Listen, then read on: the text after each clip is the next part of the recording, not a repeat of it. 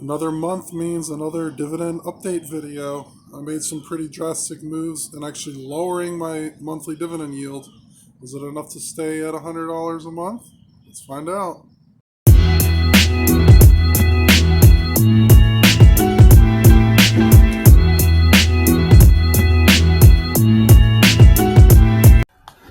Alright everybody, this is the new Toyota RAV4 SUV that I just bought.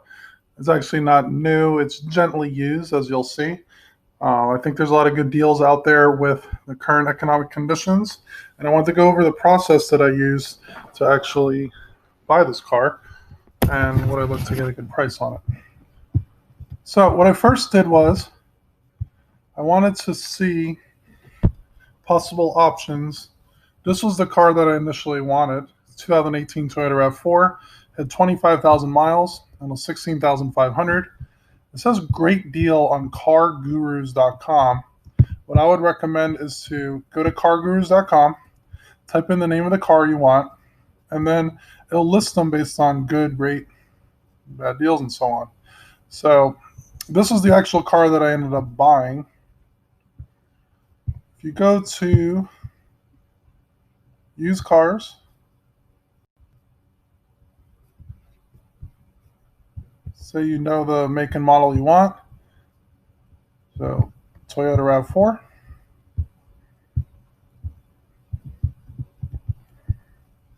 And pick the year you want.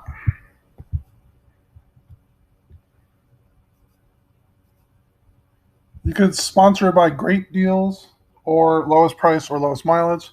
What this website does is it takes all the different car dealers that are currently selling the car and it looks at the data from the past to see what is essentially a good deal in terms of the miles and the price.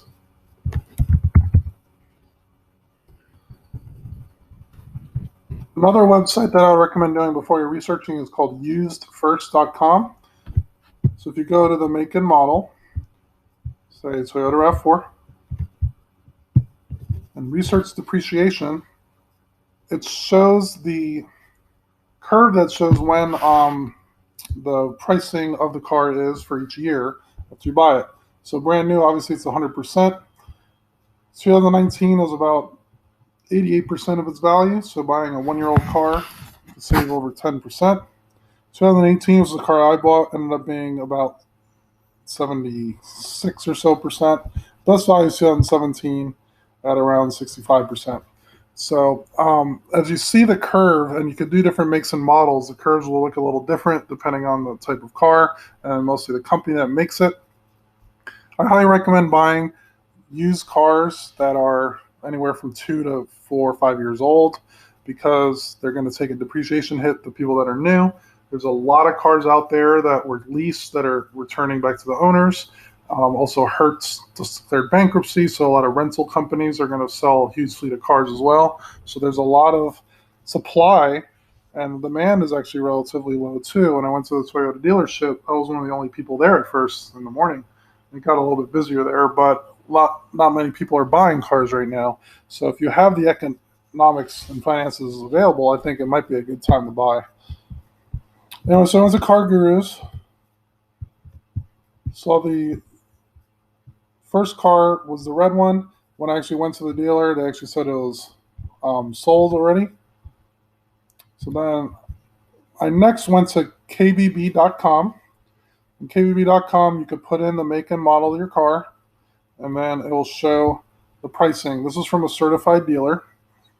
So my RAV4 fair market range was $19,000 to $21,000. This was from the same make, model, LE, similar miles as well. I think it actually says the miles on it, but what I did was I went to the car dealer. I saw a few of the Toyota RAV4s. They had about 20 of them. We drove a 2017 at first that had about 35,000 miles, and it was about $16,000. I liked it a bit, but I wanted to get one with lower miles if possible. I then drove this was the Honda CR-V of 2016, had 38,000 miles, and it was $15,000. Again, that was lower than the KBB value. I like the car too, but the miles were a little bit up there. So when I was looking at that use first curve, depreciation, I was going to aim for that, 2017, 2018. And then I saw my 2018. I think it's actually still listed. No, they didn't sell it yet. As you can see, the ones from Toyota Burning have quite a bit of them. And this was a car that I actually ended up buying. I literally bought it yesterday, and they still have it up on Car Guru. So you want to double check on that to see if the car's available or not. There's a good chance it will be because, again, supply and demand from before. The car I bought was listed yesterday, which is interesting, at $18,300, which again was quite a bit lower than the KBB value. It was $1,000 less in the fair market range, and the fair price is about $2,000 less. The car was extremely low miles, only 13,000 miles. I looked it up previously. If you type in 2018 Toyota RAV4 LE MSRP, you could see what people bought the car at in 2018 brand new.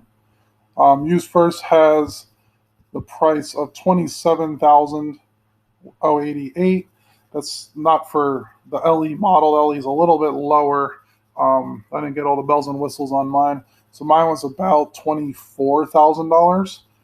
And it was already being sold for $18,000. That's a $6,000 approximate difference in the price of the car for just simply 13,000 miles on it.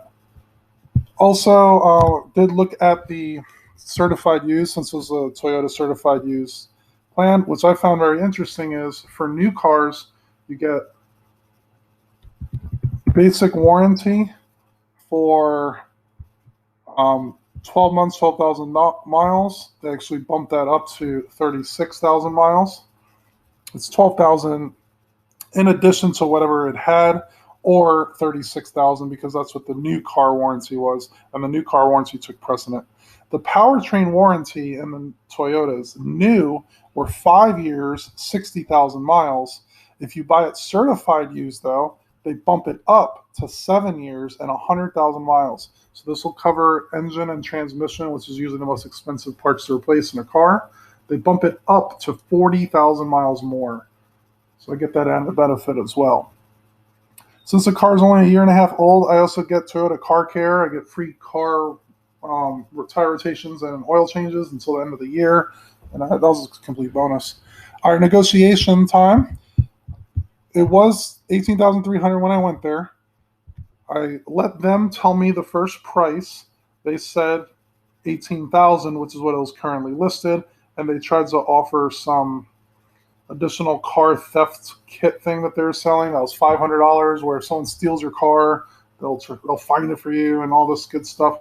But that seemed like a wasted purchase, so I negotiated back. I wanted $17,000, so I asked for $1,000 less, and I said to remove the extra $500 fee. They came back to me, so essentially they were at $18,000. I was at $17,000, and then when we negotiated out, they met halfway, and we went to $17,500, and I accepted that. So pretty easy negotiation. The price was already lower than KBB by a few $1,000s. I was going to still offer lower because it can't hurt to ask. What's the worst that could happen? They say no, and then you just wasted a few hours of your time in the dealership. But otherwise, it could be worth it just asking.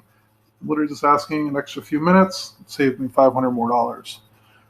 For financing, I knew going into it that this dealership works with my credit union. Just show you quickly. First Mark. I can't even spell loan. I highly recommend to get a car loan from a credit union, especially if you're part of one, because credit unions usually have lower rates. Certified used cars could possibly have recommended rates that are lower because it might come from Toyota itself or the dealer, but they didn't offer that, so I went to the credit union next. The rates were as low as 2.9% APR. I have excellent credit in the 800s, and I actually was accepted that rate of 2.9%. And then in terms of the monthlies, we decided to make it maximum of 6 months. Sorry, 6 years. Although we are going to be paying it earlier.